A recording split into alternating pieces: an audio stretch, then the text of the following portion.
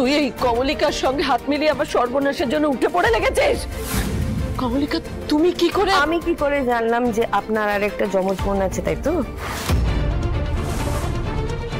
তখন আপনার স্বামী সদ্য উধাও হয়েছে, আপনার পাগল পাগল রসা। সেই সময় আপনি আপনি মানে পাগলের মতন অনেক কিছু ঘেটে দেখার চেষ্টা করছিলেন, মানে পুরনো অ্যালবাম, পুরনো ফোন বুক ইত্যাদি। যে ফোন বুকের ডায়েরির মধ্যে আপনার স্বামী কার কার সাথে যোগাযোগে ছিলেন সেগুলো হাতে বেড়াচ্ছিলেন, ফোন নাম্বারগুলো খুঁজে খুঁজে দেখার চেষ্টা করছিলেন। তখনই একটা পুরনো খোসা উঠে যাওয়া একটা সাদা কালো ছবি আমার হাতে আসে। পাশাপাশি দুটি মেয়ে, চোখ নাক মুখ অবিকল এক। শুধু একজনকে দেখে বোঝা যাচ্ছিল লক্ষ্মী মেয়ে, আর অন্যজনকে দেখে বোঝাই যাচ্ছিল বজ্জাতের ধারী। খুব অবাক হয়েছিলাম জানেন, পাশের মেয়েটি কে? আপনার যমজ বোন।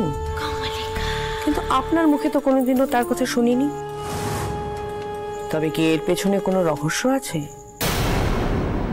আর সেই দিন আমি বুঝে যাই যে কিছু একটা ঘাপলা আছে, যাকে বলে কাহানি মে টুইস্ট। যমজ বোন আছে আপনার, তারপর আপনার যমজ বোনকে খুঁজতে খুঁজতে আপনাদের গ্রামে গিয়ে পৌঁছে যাই। সেখানে গিয়ে যা জানতে পারি তাতে তো আমার পিলে চমকে গেছিল।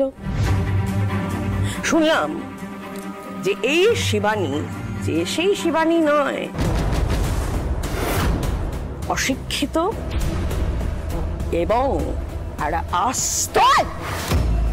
একদম চুপ।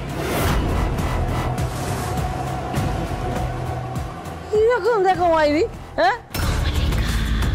আমি সব কাজ পাল্টে দিচ্ছি আর ও আমার এগনেস্টে বলছে। চুপ কর। তো সাহস হয় কি করে আমার সামনে দাঁড়িয়ে কথা বলার? আমি এখনো সেই দিনটা ভুলিনি। ছি ছি ছি ছি ছি, শিবানী, তুই কি সর্বনাশ করলি?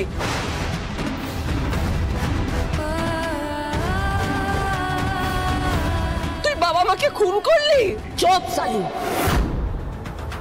একদম ফালতু কথা বলবি না।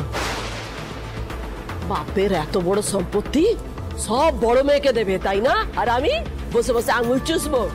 কি ভেবেছিস? হ্যাঁ, বড় মেয়েকে বাড়ি, জমি জমা, শাড়ি গয়না সব দেবে। তোকে বড় বাড়িতে বিয়ে দিয়েছে, বড় স্কুলে পড়াবে, তার জন্য তো তুই দায়ী। তুই কেন স্কুল থেকে পালাতিস? হ্যাঁ, কেন খারাপ লোকেদের সঙ্গে মিশিস? তুই বুঝতে